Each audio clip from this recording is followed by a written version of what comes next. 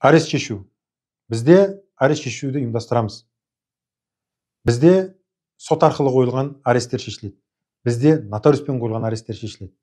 Бірақ енді сот арқылы болсын, нотариустен болсын, үйге құжаттар келетін болса, онда сіздер жүріп алмаңыздар. Дереу бізге кеңеске жазылыңыздар. Кеңестің барысында әлгі құжаттардың заң талаптарына сәйкестігі, қандай мүмкіндіктері бар заң жүзінде, олардан құтылатын, соның бәрін анықтаймыз. Енді қараңыздар, арест шешілді. Сотпен болсын, нотариуспен болсын шешілді делік. Одан кейін не істеу керек? Одан кейін бәрібір ол қарызды өтеуге әрекет жасау керек. Оның екі жағдайы да бар.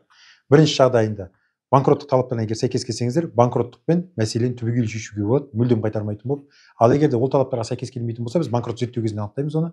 Онда график жасап алу арқылы мәселені шешуге болады. Енді тағы да осы жерде айтатыным, график ше. Графикке келіспейді. Онда не істеймін деген сұрақ қоюларыңыз мүмкін. Көкейде сол сұрақ пайда болуы мүмкін. Өйткені мұндай жағдай көп адамның басында бар. Егер де графикке келіспесе, онда уайымдайтын еш нәрсе жоқ. Онда ай сайын өзіміздің жүрегімізден, қалтамыздан шығаратын қаражат бар ғой, жаңағы осынша графикке отырсам, осынша шығарып отырады. Сол ақшаны бір жерге жинап отырамыз, тас түйін қылып, ертең сотқа берген кезде бейбіт жолмен, медиация деген тәртіппен график жасап алуға болады. Соған әрекет ету керек. Ең кем дегенде сол. Ал сотқа барса, ол қорықпайсыздар. Сот әділдік алаңы. Ол жерде біз қорғап, медиациялық келісімшарт жасауға барлық мүмкіндік жасай аламыз.